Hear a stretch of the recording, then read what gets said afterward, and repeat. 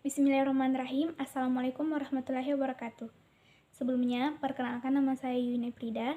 Di sini saya akan menjelaskan mengenai upaya pendidikan dalam mengatasi masa depan. Dari materi upaya pendidikan dalam mengatasi masa depan ini, terdapat dua pokok bahasan. Yang pertama, bagaimana tuntutan manusia di masa depan dan bagaimana upaya antisipasi masa depan. Untuk pokok pembahasan pertama, tuntutan manusia masa depan. Berdasarkan acuan normatif yang berlaku pada Undang-Undang Republik Indonesia Nomor 2 Tahun 1989 beserta peraturan pelaksanaannya, telah ditetapkan rumusan tujuan pendidikan di Indonesia yang dapat dianggap sebagai sebuah profil manusia Indonesia di masa depan. Dalam penjelasan Peraturan Pemerintah Republik Indonesia Nomor 28 Tahun 1990 tentang pendidikan dasar, yakni penjelasannya terdapat pada pasal 3 dikemukakan rincian tujuan pendidikan dasar tersebut, yaitu pada Undang-Undang 1992, yaitu yang pertama, ada pengembangan kehidupan siswa sebagai pribadi, sekurang-kurangnya mencakup beberapa upaya, diantaranya yaitu pertama, memperkuat dasar dan juga keimanan dan juga ketakwaan kepada Tuhan Yang Maha Esa. Yang kedua, membiasakan untuk berperilaku yang baik. Yang ketiga, memberikan pengetahuan dan juga keterampilan dasar. Yang keempat, memberikan kemampuan untuk belajar. Kemudian yang kedua, ada pengembangan kehidupan peserta didik sebagai anggota masyarakat yang sekurang-kurangnya mencakup beberapa hal, diantaranya yang pertama, upaya untuk memperkuat kesadaran hidup beragama dalam masyarakat. Kemudian upaya yang kedua, menumbuhkan rasa tanggung jawab dalam masyarakat. Kemudian yang ketiga, ada pengembangan kehidupan peserta didik sebagai warga negara, sekurang-kurangnya mencakup beberapa upaya, diantaranya yaitu pertama, upaya mengembangkan perhatian dan juga pengetahuan tentang hak dan juga kewajiban sebagai warga negara.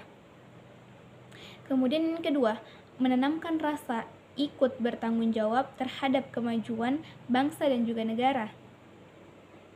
Kemudian upaya yang ketiga, memberikan pengetahuan dan juga keterampilan dasar yang diperlukan untuk berperan serta dalam kehidupan berbangsa dan juga bernegara. Berikutnya terdapat pengembangan kehidupan peserta didik sebagai anggota umat manusia.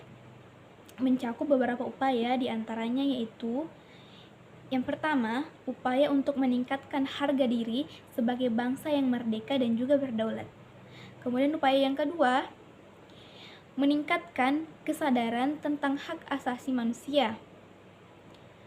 Upaya yang ketiga yaitu memberikan pengertian tentang ketertiban dunia.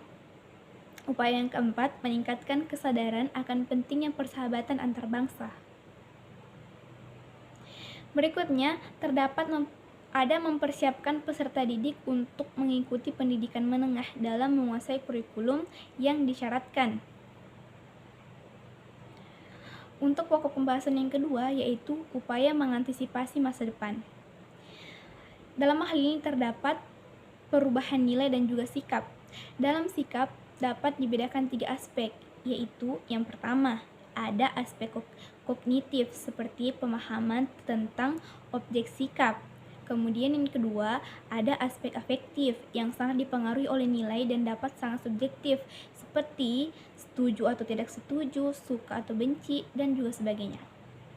Kemudian yang ketiga, ada aspek kognitif yang mendorong untuk bertindak sesuai dengan sikap terhadap objek tersebut.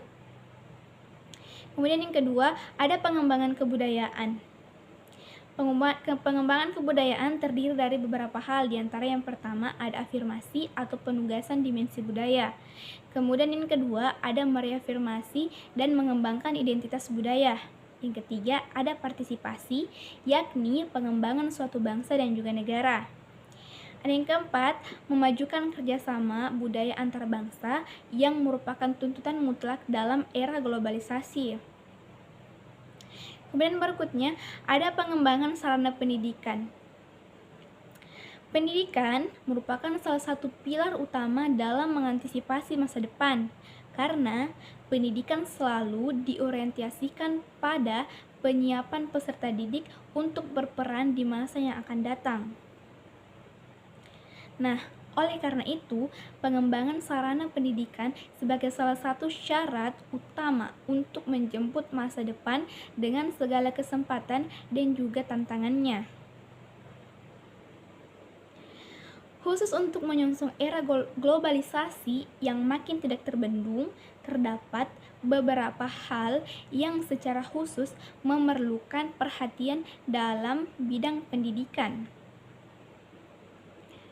Santoso S. Hamijoyo mengemukakan strategi dasar dalam era globalisasi tersebut, yaitu yang pertama, pendidikan untuk pengembangan iptek dipilih terutama dalam bidang-bidang yang vital, seperti manufakturing pertanian sebagai modal utama untuk menghadapi globalisasi. Kemudian yang kedua, pendidikan untuk pengembangan keterampilan manajemen. Yang ketiga, pendidikan untuk pengelolaan kependudukan, lingkungan keluarga berencana, dan kesehatan sebagai penangkal terhadap menurunnya kualitas hidup dan hancurnya sistem pendukung kehidupan manusia. Kemudian yang keempat, pendidikan untuk pengembangan sistem nilai termasuk filsafat, agama, ideologi demi ketahanan sosial dan juga budaya kesatuan bangsa. Kemudian yang kelima, yaitu pendidikan untuk mempertinggi mutu tenaga kependidikan dan pelatihan terhadap pengelola sistem pendidikan formal dan maupun non-formal demi penggalakan peningkatan pemerataan mutu, relevansi, dan efisiensi sumber daya manusia serta keseluruhan. Baik, terima kasih. Itulah sedikit penjelasan dari saya. Lebih dan kurangnya mohon dimaafkan. Saya tutup dengan ucapan wassalamualaikum warahmatullahi wabarakatuh.